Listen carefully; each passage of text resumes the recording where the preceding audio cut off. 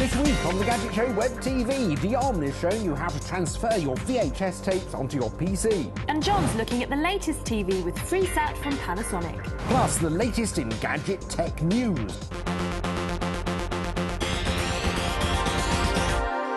Welcome to the Gadget Show Web TV. I'm John Bentley. And I'm Dionne South.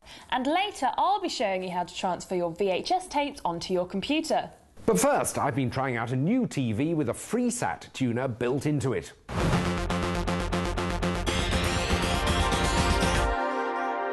With analog switch-off fast approaching, we now expect a new television to have a Freeview tuner built in, so you can receive free-to-air digital terrestrial television without the aid of a separate set-top box.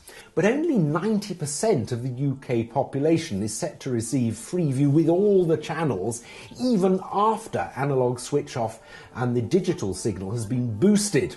Which is why Freesat, a free-to-air satellite service jointly developed by the BBC and ITV, which started transmission earlier this year, is going to be increasingly important. Because it's from a satellite, you get much better coverage. We haven't actually seen many TVs yet, though, with a Freesat tuner built in. Panasonic, though, do a range, including this 46-inch plasma, which I've been trying.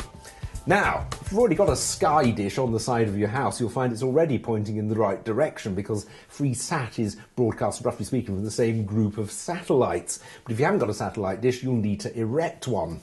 Either way, the signal comes down a coaxial cable from the LNB on the satellite dish, and the cable screws directly into the back of the TV. When you switch the TV on, you go through a similar auto-tuning procedure as with any other TV. But also, you put in your postcode so the programme information can be tailored to where you live. The EPG is similar to any other modern digital TV system with different display options, but you don't get the TV picture in a box when you go to the guide like you do with cable and Freeview. It's very easy to tune and navigate though, and you get radio as well, and the remote is particularly well designed, I feel. One thing though, as I was actually watching the TV quite a bit through its Freesat tuner, I found I was missing a lot of the functionality I normally expect now when I watch television through my PVR. I couldn't pause, I couldn't rewind, all that sort of thing. So ultimately for me, actually having a Freesat tuner in the TV wouldn't be that much of an advantage. However, that's not to negate Panasonic's achievement with this TV. It is a very good TV, and the fact that it comes with a Freesat tuner is a great bonus. Panasonic TVs are some of the best in the business for picture quality, and this 46-inch plasma is no exception. You get nice deep blacks and plenty of detail. You also get decent enough sound through the built-in speakers. Personally, I always find Panasonic's colour palette a little subdued, but that is a matter of taste. The Freesat picture's very good too. There's been quite a bit of debate about whether the bit rates are worse or better than in other systems on certain channels, but taken as a whole, it really does stand very good comparison with other systems, whether in standard definition or in high definition, because there are a couple of high definition channels available on Freesat, the BBCs and ITVs, though there may be more in the future. There is the bandwidth available. There's also a conventional Freeview and a conventional analog tuner built in as well, and you might find yourself needing them because at the moment the Freesat channel lineup isn't complete. And actually that goes for all free-to-air TV services. They all have different ranges of free channels, and it's as well to check that the one you really want is on your particular service before you buy a lot of expensive equipment. Panasonic telly looks great, and what a good space saver having Freesat built in.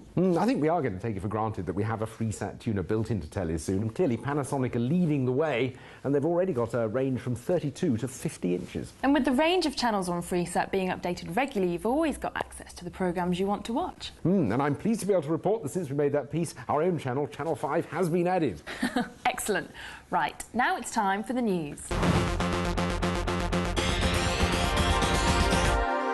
And first up, the BBC have announced that they're going to stream their major channels live on their iPlayer for the first time. Now, we're used to being able to catch up with programmes on the iPlayer that have been broadcast over the last 7 days, either as downloads or online, but this is the first time they're actually going to stream their major channels live in real time. Yes, from the 27th of November, you can watch your favourite shows on BBC One and BBC Two live on your media devices.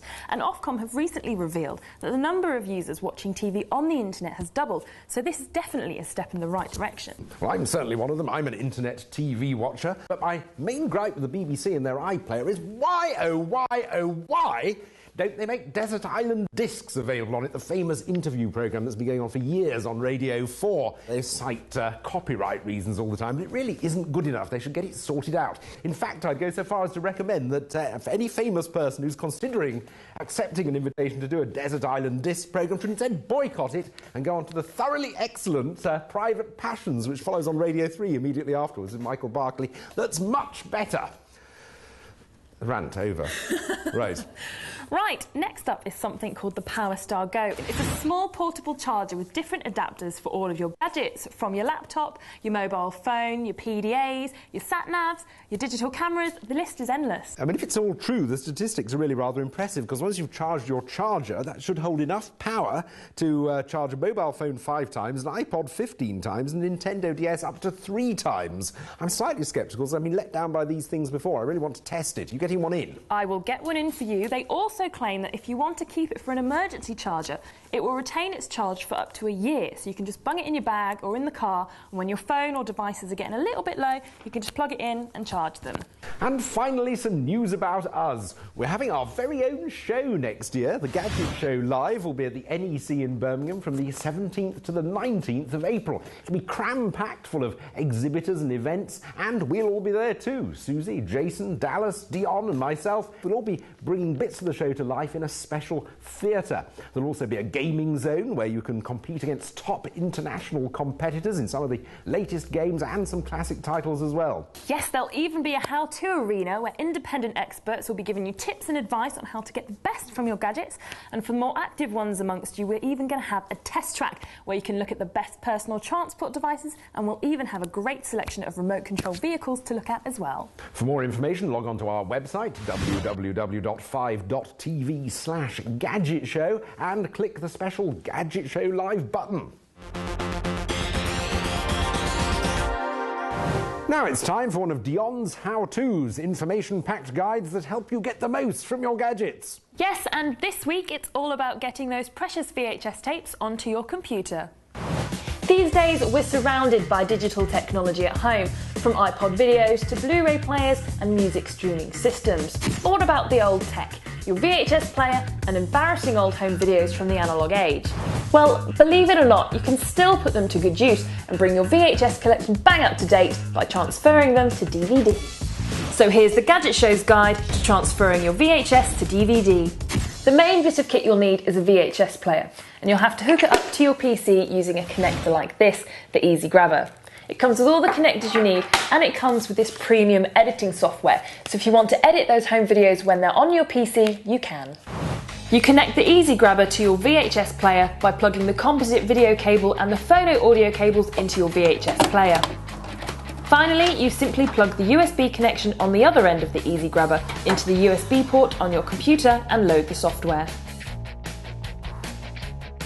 All you need to do is set the video playing on the VHS and set the software running by hitting the record button. As the tape is playing, it's transferring onto your PC in real time. All you need to do is choose where to save it.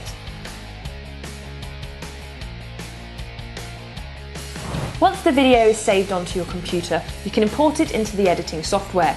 This then gives you the option to cut bits out that you don't want anymore and do other editing like adding music and adding effects. Once you've finished, you also have the option to burn your footage onto DVD. So finally, you can get rid of those old VHS tapes. So that's it! Now all of your embarrassing home videos have now been transferred into the digital age.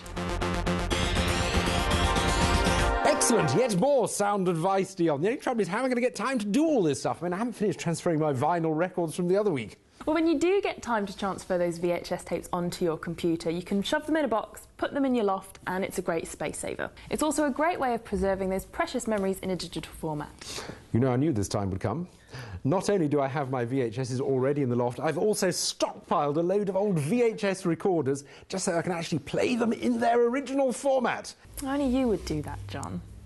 Right, that's all we've got time for this week, but here's what's coming up in next week's show. Jon's testing the latest version of the portable PlayStation, the PSP 3000. And Dionne will be showing you how to make phone calls from your computer. See you then.